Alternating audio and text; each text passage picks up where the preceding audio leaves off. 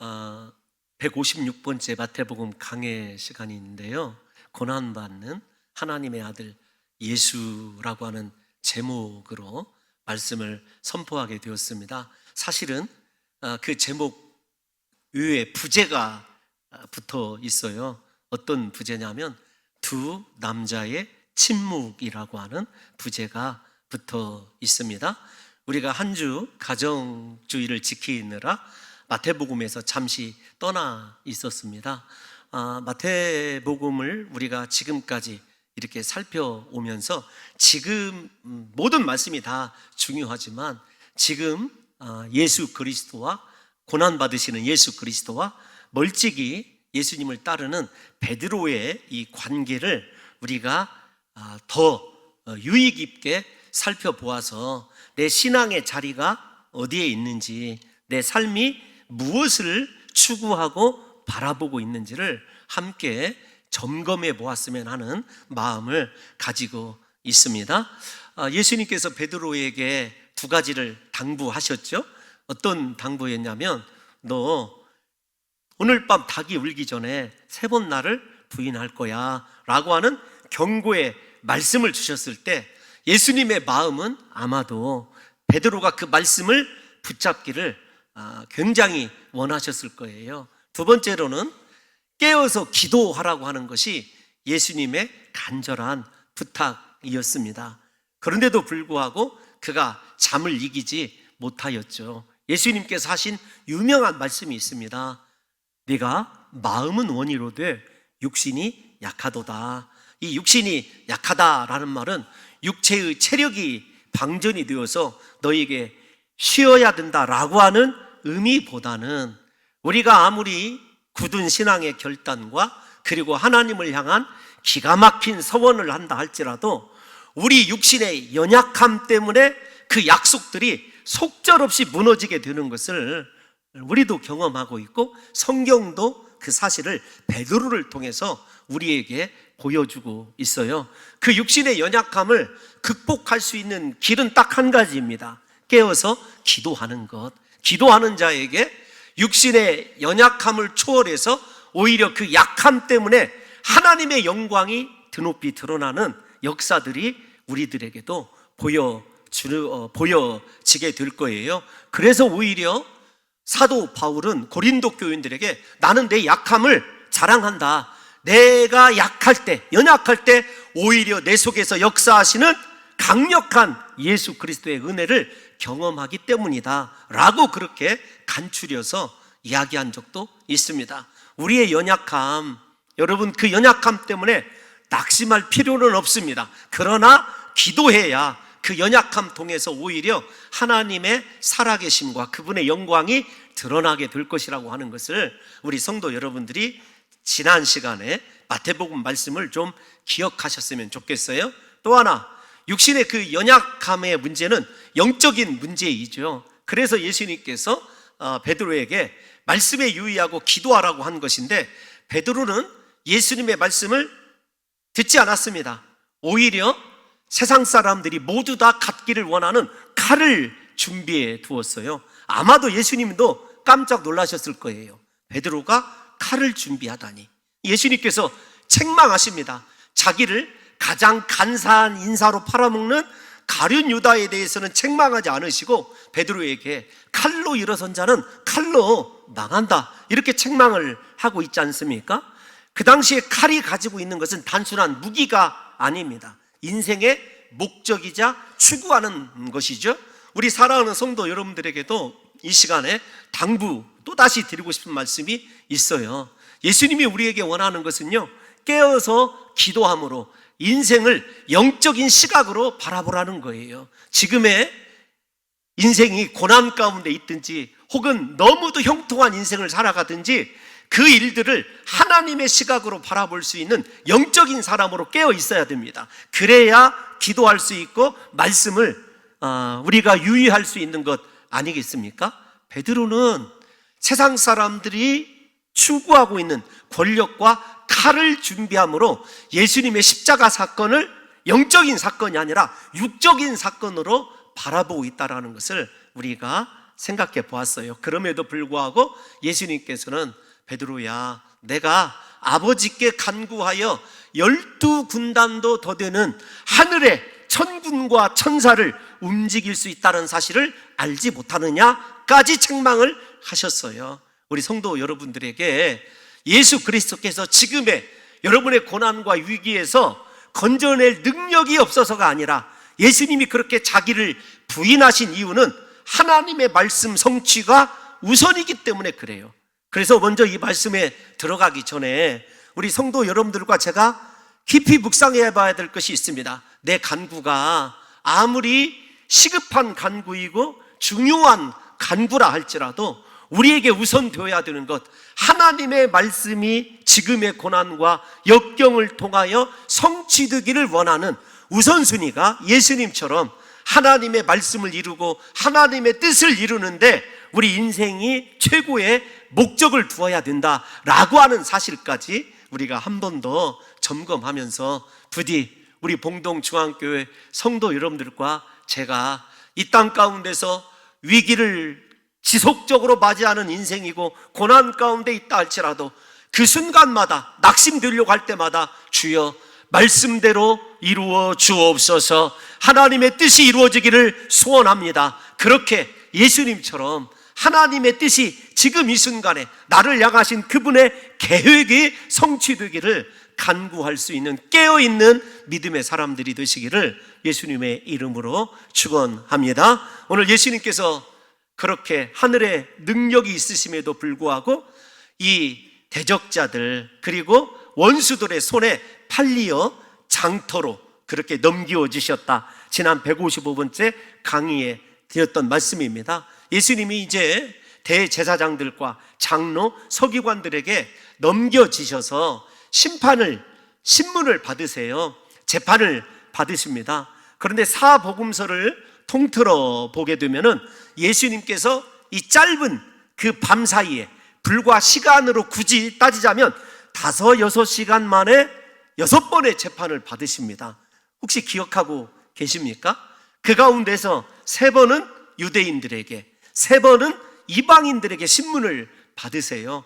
참 기괴한 일이지요. 왜 기괴한 일인가? 먼저 그 6번을 한번 다 알고 계시겠지만 점검해 보면 요한복음 18장에 의하면 먼저 대제사장 안나스에게 끌려가게 됩니다. 그리고 안나스가 그 해의 대제사장인 자신의 사위인 가야바에게 보내게 돼요. 오늘 본문이 그 가야바와 예수 그리스도와의 만남입니다. 세 번째로 사내들인 공회 앞에서 마지막 새벽에 최종적으로 사형 판결을 받게 되고 사형 집행의 권한이 없기 때문에 빌라도에게 넘기게 돼요. 그때부터 예수님이 이방인에게 신문을 받으시고 빌라도가 이거 내 지역 사람이 아니다, 헤롯에게 보내야 된다. 헤롯에게 마침 유월절 절기 때문에 헤롯이 또 갈릴리 지역을 벗어나서 예루살렘에 올라와 있어요. 헤롯에게 보내지게 되고 헤롯은 내가 관여할 일이 아니다, 빌라도 네가 결정해라. 그래서 마지막으로 또다시 빌라도에게 보내지게 됩니다. 한번 생각해 보십시오. 전능하신 하나님, 온 우주에 아니 계신 곳이 없고 그 말을 편재라는 말을 쓰지 않습니까? 편재, 온 땅에 충만하신 그리스도 예수께서 연약한 사람의 육신을 입으시고 이 사람 손에 이끌려 이쪽으로 가셔서 고초당하시고 심지어는 이방인들에게 조롱과 모욕을 당하시는 이 장면을 우리가 신앙의 눈으로 바라본다고 한다면 예수 그리스도가 우리를 얼마나 사랑하시는지를 알 수가 있어요. 하나님이 그 모진 고초와 조롱과 수욕을 견디신 것 나 때문이라고 하는 사실도 우리 성도 여러분들이 분명하게 아셔야 된다는 것입니다. 또 하나, 여러분 지금부터 예수님이 십자가 처형 당하실 때까지 이 유대의 당국자들이 겉다르고 속다른 신앙의 모습을 우리에게 보여준다. 신앙의 모습이라고 야기할 수 없을 정도로 참으로 비열하고 악한 죄를 저질러요. 왜 그런가 하면 여러분 미슈나라고 하는 것이 있어요. 유대의 율법 전집입니다. 이 율법 전집에 의하면은 어떻게 재판에 대해서 규정하고 있냐면 월요일에서 목요일까지는 재판이 가능하다. 그러나 밤에는 재판할 수 없다. 우리 시간으로 목요일 밤이에요 지금. 그러니까 특별히 사형에 해당하는 재판을 그들이 결정해 놓았다고 한다면 재판 시간을 지켜야 돼요. 자기들이 율법 규정집에 미슈나에 그렇게 정해 놨으니까. 그런데도 예수님을 향한 재판은 다 밤에 이루어졌습니다. 또 하나, 절대로 절기 때에는 재판을 열어서는 안 된다, 이렇게 정해져 있습니다. 그런데 지금이 무슨 절기죠? 유월절 절기이고 곧 무교절이 시작되는 때입니다. 뿐만 아닙니다. 이 재판의 과정에서 일어나는 여러 가지 정황들, 상황들을 보게 되면 불법이 가득한 재판을, 그리고 거짓 증인들까지 그들이 사전에 모의한 대로 예수 그리스도를 죽이고자 하는데 얼마나 혈안이 되어 있는지를 우리가 생각해야 돼요. 한마디로 얘기한다면 예수님이 받으신 재판은 모두가 다 날짜, 시간, 그 다음에 그들의 규례, 불법임을 우리가 복음서를 읽으실 때 먼저 아셔야 됩니다. 그럼에도 불구하고 예수님께서 그들의 죄와 불법에 대해서 오늘 본문에서 보게 되면 침묵하시는 것을 보게 됩니다. 그 침묵의 이유는 잠시 후에 살펴보기로 하고요. 오늘 본문을 보게 되면 누가 또 등장을 하게 되죠? 다 버리고 도망하였다. 도망하던 베드로가 무슨 이유에서인지 갑자기 예수 그리스도께 돌아와서 어떻게 하냐면 멀찍이 예수 그리스도를 따르고 있어요. 본문 58절을 좀 띄워놔 주시기 바랍니다. 그런데 멀찍이 따르고 있는 상황과 그 다음에 따르는 이유와 그리고 그 이유에 따른 상태를 58절이 우리에게 보여주고 있어요. 여러분, 여기서 멀찍이라고 하는 말을 성경 신학자들이 해석할 때 기회주의적인 선택, 이렇게 해석을 하고 있습니다. 무슨 말이냐면 베드로가 생각할 때는 이것이 안전거리예요. 내가 이 정도 따르면 자기가 생각하는 계획이 틀어졌을 때 충분히 도망할 수 있다라고 하는 안전거리입니다. 베드로가 생각할 때는 충분히 내가 이렇게 행한다고 한다면 최후의 순간에는 도망하여서 살 수 있다라고 생각을 하고 있는 것이지요. 근데 여러분들과 제가 생각해야 될 것이 어떤 것이냐면, 만약에 베드로가 예수님 가까이 정말로 죽는 데까지 함께 하겠다고 했으니까 가까이 따랐다고 한다면 어떻게 될까? 신앙은요, 예수님과 나와의 거리 관계예요. 내가 예수님과 얼마나 가까이 있느냐, 말씀을 내가 얼마나 가까이 하느냐, 기도의 자리를 내가 얼마나 가까이 하느냐, 예배를 얼마나 가까이 하느냐에 따라서 우리 신앙의 결과가 아주 커다랗게 큰 차이를 나타나게 된다는 거예요. 사랑하는 성도 여러분들이요, 베드로는 예수님과 함께 고난받기 위해서 온 것이 아님은 분명합니다. 우리가 생각할 때에 이 신앙생활에서 가까이 한다, 예수님을 가까이 하던 공동체를 가까이 한다는 것은 상당히 위험 요소를 가지고 있습니다. 왜냐하면 사람을 가까이 하면 사람 냄새가 나지요. 혹은 주고받으면서 교제하면서 상처를 우리가 남기게 되기 때문에 나는 그냥 지금의 이 상태, 주일날 예배 한번 은밀하게 드리러 왔다가 은밀하게 드리면 끝이다, 이렇게 생각하는 경우가 허다하거든요. 그런데 이 멀찍이라고 하는 단어는 어떤 단어냐면은 이 마귀에게 언제나 속해 있는 거리를 이야기할 때 멀찍이라는 거예요. 요즘에 우리가 새벽에 민수기를 강해하고 있습니다. 민수기에 보게 되면은 이 발락이라고 하는 모압 왕도 언제나 이렇게 면밀하게 보는 것이 어떤 부류를 면밀하게 보냐면 끝에 처져 있는 사람을 면밀하게 봐요. 여러분, 제 말이 사실인지 아닌지를 성경을 한번 시간이 가지만 점검해 볼게요. 민수기 23장 13절 말씀 함께 읽어보겠습니다. 시작. 발락이 말하되 나와 함께 그들을 달리 볼 곳으로 가자. 거기서는 그들을 다 보지 못하고 그들의 끝만 보리니 거기서 나를 위하여 그들을 저주하라 하고. 아멘. 끝만 보고 내가 보여주게 되면 네가 저주할 것이다, 이렇게 얘기하고 있어요. 멀찍이 떨어져 가는 사람들, 우리가 출애굽기 15장에 보더라도 아말렉이 항상 멀찍이 떨어져 있는 사람을 공격했다는 것을 잊어서는 안 돼요. 부디 우리 사랑하는 성도 여러분들에게 내 신앙이 10년 믿었느냐, 20년 믿었느냐, 모태신앙이냐 중요하지 않아요. 예수님과 가까이 하지 아니하고 멀찍이 떨어져 있다고 한다면 내가 마귀의 저주권 아래에 들어있는 사람이라고 하는 영적인 위기의식을 가져야 된다는 것입니다. 사랑하는 성도 여러분들이요, 왜 우리가 예수 그리스도를 가까이 따르지 못하지요? 가까이 따르면 앞에서 말씀드린 대로 예수 그리스도께서 요구하신 위험 요소가 있어요. 어떤 것이냐? 베드로 입장에서 생각해 보면 베드로를 부르실 때 주님께서 나를 따르려거든 자기 십자가를 지고 나를 따르라라는 거예요. 우리가 예수 그리스도를 따른다라고 하는 것은요, 내가 십자가에 사도 바울의 고백대로 날마다 죽어야 되는 것입니다. 여러분, 우리가 교회 공동체 안에서 예수님 가까이 하면서 사명을 잘 감당하지 못하는 이유가 어디에 있는 줄 아십니까? 두려움이 있어요. 내가 너무 깊이 발을 디디면 보이지 않는 상처와 인생의 무거운 짐을 지게 된다라고 하는 은연중에 갖고 있는 두려움을 우리가 갖고 있는 것 아니겠습니까? 베드로도 마찬가지예요. 내가 예수 그리스도께 지금 가까이 가면 예수님과 함께 죽을 수밖에 없다라는 것을 아주 잘 알고 있기 때문에 기회주의적인 선택, 여차하면 도망할 준비를 하고 있는 거죠. 그래서 사랑하는 성도 여러분들과 제가 먼저 아셔야 될 것이 있어요. 내가 멀찍이 떨어져서 신앙생활하고 예배생활하고 있다? 나는 언제든지 도망갈 준비가 되어 있는 사람이다. 성경이 그렇게 우리에게 보여주고 있는 것입니다.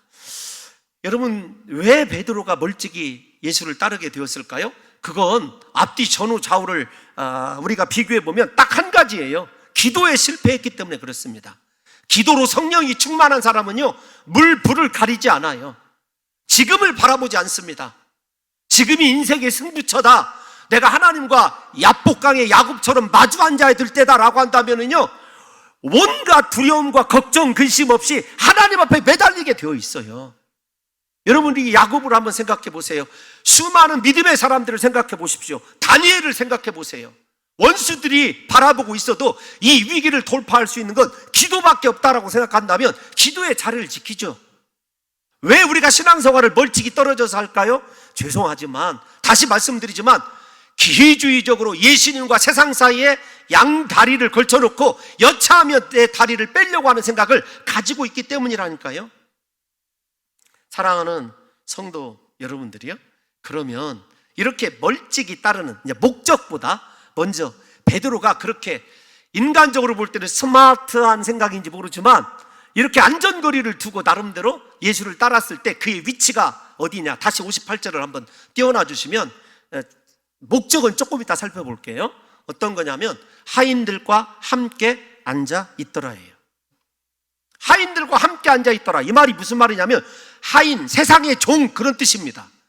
하나님의 가장 귀한 종이 되어야 되고 예수님의 수제자가 되어서 하나님 나라에 서 있어야 될 사람이 세상의 종의 모습을 가지고 있는 거예요. 자기가 볼 때는 이것이 가장 안전한 것이고 성공한 인생이라고 생각하고 있는데 하나님의 시각에서는요, 세상의 종에 지나지 않다라는 것을 이야기하고 있습니다. 특별히 앉아있더라 라는 말은 정체하다, 머무르다, 그 뜻입니다. 무슨 말이냐면 그가 하나님의 거룩한 종의 자리를 버리고 세상 자리에 안주하고 있다라는 거예요. 무슨 말이냐면 안진뱅이나 똑같습니다. 주님이 손잡아 일으켜 세워지지 않으면 절대로 일어설 수 없는 인생으로 전락하고 말았다는 거예요. 더군다나 함께라고 하는 단어를 보십시오. 베드로는 지금까지 예수님과 함께한 인생 아니었습니까? 제가 가끔 어떤 고마우신 분들에게 메시지를 보낼 때 꼭 쓰는 그 표현이 있어요. 혹시 제게 그 메시지를 받지 못했다고 그래서 여러분 상심하실 이유는 하나도 없습니다. 오랫동안 같이 저하고 신앙생활 하신 분들에게 드리는 말씀이니까 제가 지금까지 함께 해주셔서 감사합니다. 그 잊을 수가 없어요. 목회자로서 교회가 어려울 때나 지금이나 언제나 그 자리에 함께 해주고 있는 성도, 여러분 그들이 큰 위로예요. 지금은 여러 성도들이 다 제 위로지만 인간적으로 생각할 때도 여러분 무엇을 주고 무엇을 나누고가 문제가 아닙니다. 인생에 충분히 발을 뺄 수 있는 상황에서도 나와 함께 해준 사람이지, 그 은혜가 여러분 제가 평생 기도로 갚아야 될 그만큼 귀중하게 느껴지거든요. 여러분 생각해 보십시오. 자기 자신들을 위하여 목숨을 버리실 예수님을 홀로 놔두고 있는 베드로를 한번 생각해 보세요. 여러분, 중요한 거, 그러면 베드로가 어떻게 이렇게 세상의 종의 자리로, 우리가 잘 쓰는 말 있지 않습니까? 나락으로 떨어지게 되었는가? 그의 목적이 잘못되었기 때문에 그래요. 다시 58절을 띄워내 주시면, 베드로가 예수님을 멀찍이 따르는 이유는 무엇 때문에 그러냐면, 궁금함, 단순히 궁금함이 아닙니다.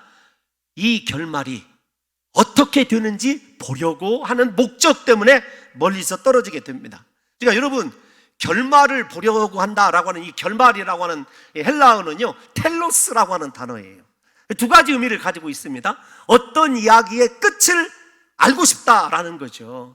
우리가 한간에 재미있는 드라마가 나오면 이 결말을 좀 알고 싶다, 그럴 때에 쓰는 단어가 텔로스예요. 두 번째로는 조금 독특합니다. 예수님께서 마지막 십자가상에서도 이 단어를 쓰시는데, 어떤 일에 대한 성취를 바라보려고 할 때 쓰이는 거예요. 그런데 그 성취가 단순히 어떤 일에 대한 성취가 사람의 힘에 의한 것이 아니라 어떤 능력과 특별한 작용에 의한 성취를 나타낼 때 텔로스라고 하는 단어를 써요. 그러니까 두 가지 의미가 있는 거죠. 베드로 입장에서는요, 참 하나님은 기가 막힙니다. 뭐가 기가 막히냐면, 어떻게 저 단어를 지금 이 상황에 쓰실 수 있을까? 제가 생각하는 건 신비롭기만 해요. 베드로의 마음을, 속마음을 저 한 단어로 표현하고 있기 때문에 그래요. 한번 들어보십시오. 어떤 거냐면 이런 겁니다. 이 예수 그리스도께서 지금 잡혀왔는데 재판의 끝이 어떻게 될까라고 하는 재판의 끝에 대한 궁금함이에요. 두 번째로는 베드로가 지금도 세속적인 자신의 욕망을 버리지 못하고 있는 거예요. 만약에 이 순간에 예수님께서 신비하신 능력으로 이 상황을 역전시키고 메시아라고 선언하는, 자기들이 원하는 일이 성취되었을 때 과연 어떻게 대처할 것인가? 두 가지예요. 만약에 재판의 끝이 처형으로 끝난다면 도망가 버리겠다. 두 번째, 극적으로 예수님이 신적인 능력으로 메시아됨을 성취하면 내가 제일로 먼저 가서 예수님을 영접해야 되겠다고 하는 인간적인 욕심이 있는 거죠. 그런데 그 속에 조금 더 간교한 마음의 욕심이 텔로스 안에 들어가 있어요. 어떤 거냐면, 여러분, 잠시 전에 제가 설명을 해드릴 때 베드로가 무엇을 가졌다고 그랬죠? 칼을 가지고 있었어요. 예수님이 잡혀가려 하는 그 순간에 모든 제자들이 두려움에 떨고 있을 때 베드로만큼은 용감하게 칼을 휘둘렀었어요. 여러분, 마지막 순간에 얼마나 극적으로 예수님에게 눈도장을 찍었습니까? 아니, 인간적으로 좀 생각해 보세요. 베드로가 생각할 때 자기 자신만큼 극적으로 예수 그리스도를 위하여 칼을 휘두르고 보호하려고 했던 사람이 없어요. 그러니까 지금 이 순간에 예수님이 메시아로 선언하셔서 이 상황을 뒤엎게 되면 자기만큼 확실하게 눈도장 찍고 충성한 제자가 어디에 있습니까? 당연히 나를 위해서 무언가 예비될 것이라고 하는 세속적 기대가, 여러분, 이 텔로스라고 하는 단어에 속하여져 있습니다.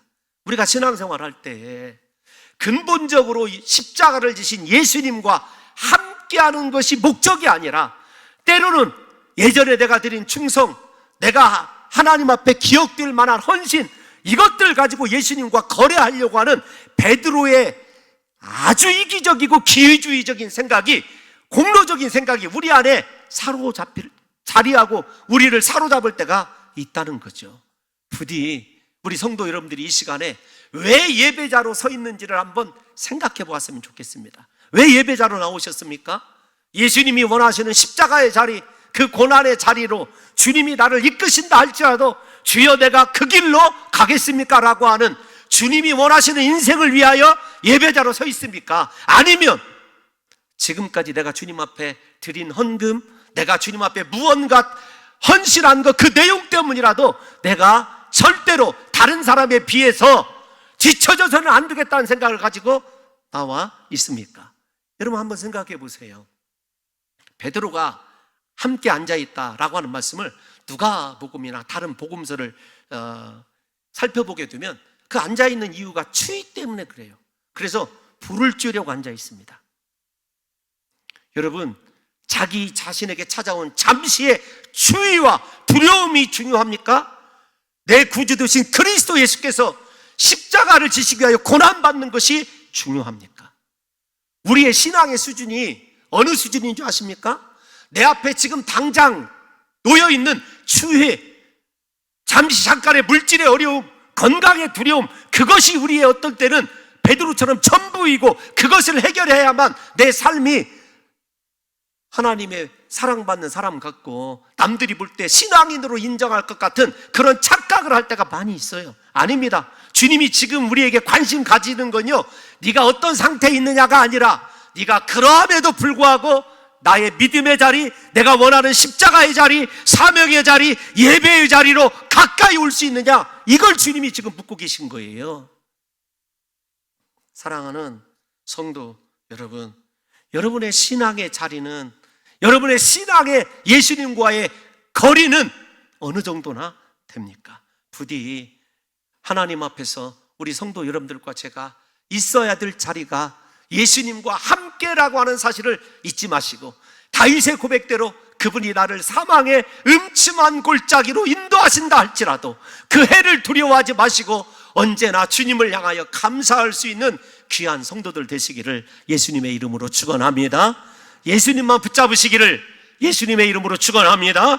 여러분, 또 하나 우리가 생각하려고 하는 것이 있어요. 어떤 것이냐면, 앞에서 이 재판에 불법, 그 다음에 예수님을 향한 일방적인 그 사전 모의 등을 제가 간략히 말씀을 드렸어요. 이 대제사장 이름이 가야바다. 그 당시에 대제사장은 우리가 잘 아는 대로 레위 지파 혹은 아론의 후손들이 아니었습니다. 로마 정부가 임명한 사람들이었어요.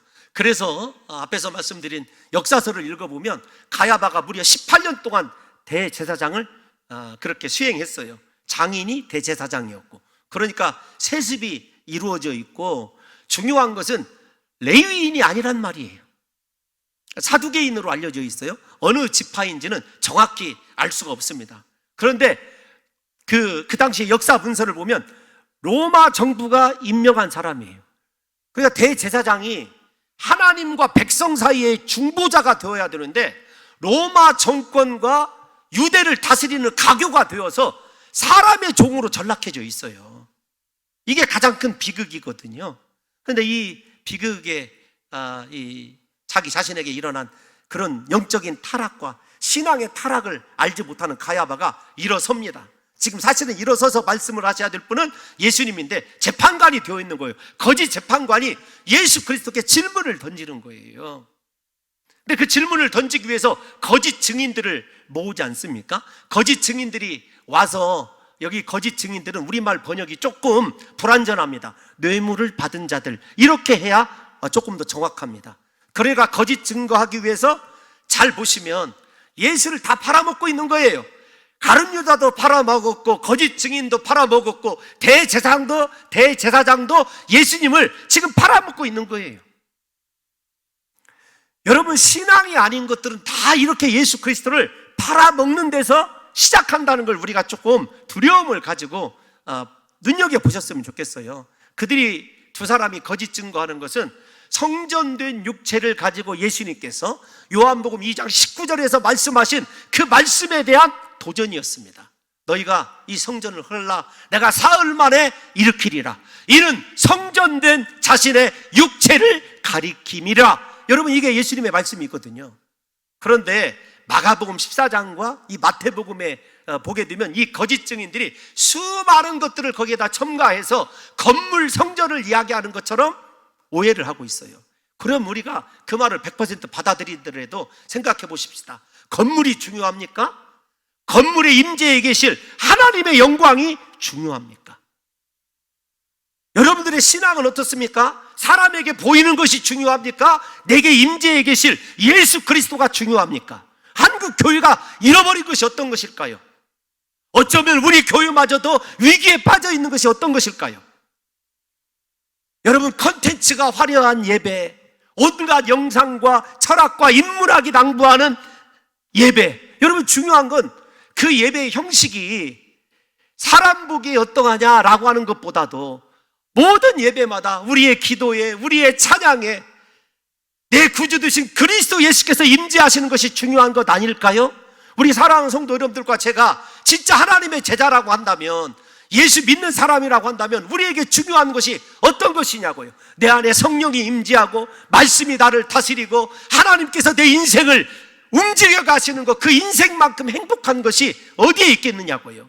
지금 잠시는 눈물이고 지금 잠시는 고난이고 힘든 것 같아도 이 상황을 알고 계시고 이 상황을 운행하고 계시고 섭리하시는 하나님의 임재를 바라볼 수 있다고 한다면 그보다 행복한 인생이 어디에 있겠느냐고요.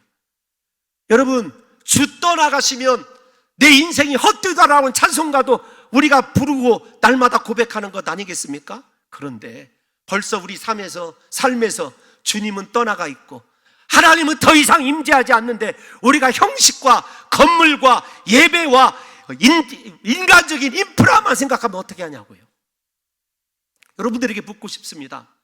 여러분의 신앙의 핵심 가운데 하나님은 임재해 계십니까? 하나님은 살아 계십니까? 지금 이 대제사장과 진짜 대제사장이신 예수님과의 대화는 거짓과 참이에요. 그 가운데서 가장 중요한 건 신앙 고백의 문제입니다. 63절을 한번 띄워놔 주시겠습니까?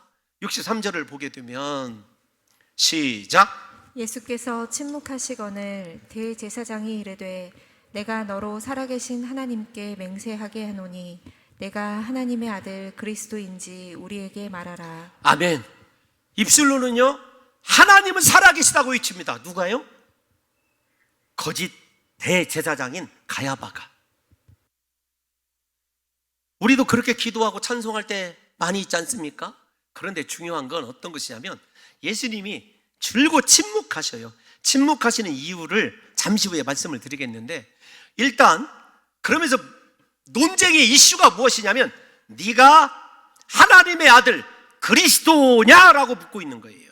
우리에게 답해달라는 것입니다. 하나님의 아들 그리스도, 이 말을 기억하셔야 됩니다. 여러분, 제가 설교를 시작하면서 주보 용지에 다 기록할 수가 없어서 부제 두 남자의 침묵 이렇게 말씀드렸어요. 여러분, 우리가 맛집을 가면 원조라는 말이 붙어 있지 않습니까? 원조.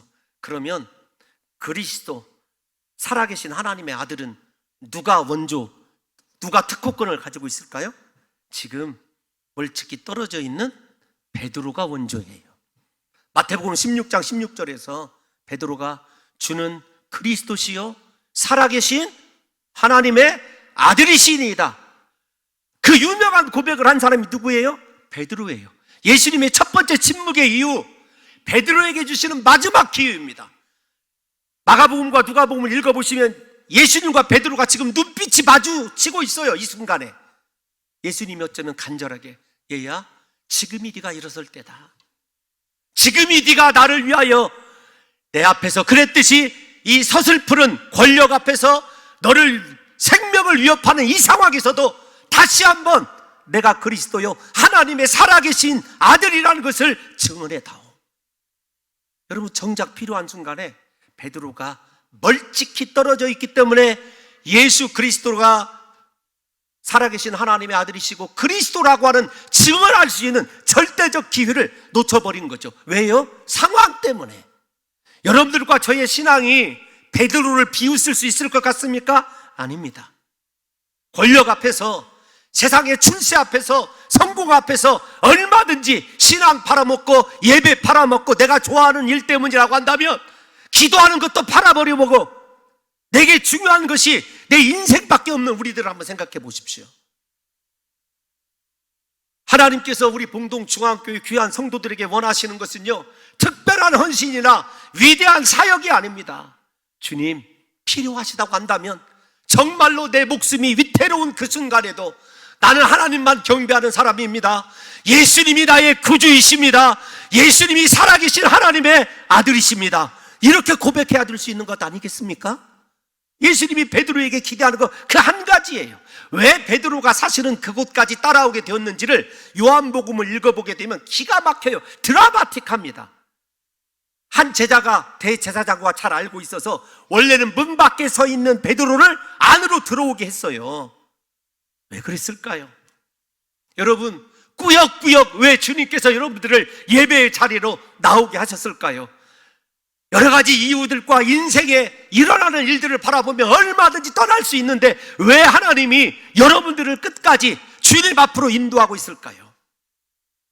마지막 남은 그 절대 그리스도의 제자로서 진짜 칼로서 얻을 수 있는 성취, 텔로스가 아니라 신앙 고백을 통해서 얻을 수 있는 하나님의 거룩한 종됨 자체를 포기해버리고 버리는 베드로의 안타까운 신앙을 사랑하는 성도 여러분들과 제가 뒤따라가서는 안 된다는 거예요. 여러분, 예수님은 여러분들에게 누구이십니까? 어떤 마음으로 오늘 예배하고 있습니까? 부디 우리 사랑하는 성도 여러분들에게 주님, 내 모든 것을 다 잃어도 좋습니다. 그러나 내가 한 가지 절대로 버릴 수 없는 것, 잃어버릴 수 없는 것, 예수님만이 나의 그리스도이시고 예수님만이 살아계신 하나님의 아들이십니다. 이 고백을 잃지 않는 귀한 성도들 되시기를 예수님의 이름으로 축원합니다. 여러분, 예수님께서 이렇게 베드로를 향한 침묵, 하나는 말씀을 성취하기 위함 때문이죠. 예수님이 침묵하신 것, 여러분 이사야의 말씀과 시편의 말씀을 읽어보게 되면 다 하나님의 말씀을 성취하시기 위하여 예수님이 침묵하시는 거예요. 중요합니다. 주님, 왜 내 기도에 응답하지 아니하시는 겁니까? 왜 또다시 내 인생은 언제나 이렇게 고난의 연속입니까? 왜 침묵하고 계실까요, 하나님이? 주여, 언제까지 나는 이렇게 하나님 고난 속에서 날마다 눈물이 주야로 내 음식이 되어야 됩니까? 그런데도 왜 침묵하실까요, 하나님이? 여러분, 비록 하나님이 침묵하시는 것 같지만 하나님께서는 반드시 그분의 말씀대로 나를 통하여 이루실 일을 앞서서 이루고 계시다는 사실을 믿으시기를 예수님의 이름으로 축원합니다. 침묵은요, 하나님의 응답이에요. 응답. 중요한 건 내 믿음을 가지고 그 침묵하시는 하나님의 은혜가, 하나님의 말씀이 나에게 어떤 의도를 가지고 있는지를 깨달아서 지금 여러분의 흐르는 눈물을 닦아주지 아니하신다고, 지금 내 기도에 응답하지 않는다고 낙심하지 마시고 하나님의 말씀을 붙드십시오. 그 말씀을 붙드시는 가운데 내 인생을 향한, 내 고난을 향하여 지금도 성취하고 계시는 하나님의 살아계신 역사를 보게 될 줄로 믿습니다.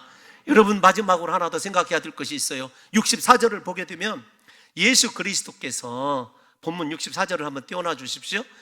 시작. 예수께서 이르시되 내가 말하였느니라. 그러나 내가 너희에게 이르노니 이후에 인자가 권능의 우편에 앉아 있는 것과 하늘 구름을 타고 오는 것을 너희가 보리라 하시니. 아멘. 하나님의 말씀을 위하여 침묵하신 예수님께서 지금 얘기하시는 것이 십자가의 고난입니까? 야, 너 고난 아직도 안 끝났어. 야, 이거 정말로 지겹다. 정말로 이 인생의 결말이 어떻게 될까? 이렇게 주님이 말씀하십니까? 아닙니다. 주님은 너무도 평온하십니다. 드디어 입을 여셨는데 미래의 영광을 말씀하고 계세요. 사랑하는 성도 여러분들과 저의 인생 가운데 도저히 인생의 힘으로 극복할 수 없는 위기가 찾아와 있어도 우리가 낙심하지 말아야 될 것, 절망하지 말아야 될 것, 하나님이 내 기도를 외면하는 것 같은 침묵하심 속에서도 우리가 끝까지 하나님 붙들어야 될 것, 그분이 영광 받으실 그 일은 실패 없이 성취되고 있다는 사실을 믿으시기를 예수님의 이름으로 축원합니다. 사랑하는 성도 여러분들이요, 예수 그리스도는 십자가 고난을 바라보신 것이 아니에요.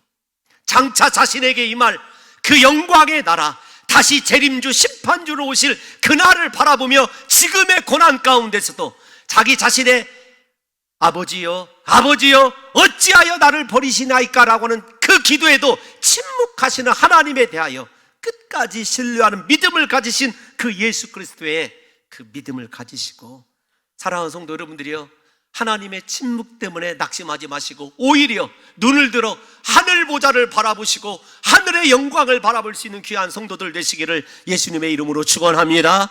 우리가 고난을 이겨낼 수 있는 것, 지금의 위기를 극복할 수 있는 것은요, 미래에 대한 확신, 믿음이 아니고는 극복할 수가 없어요. 부디 사랑하는 성도 여러분들이요, 베드로를 한번 생각해 보십시오.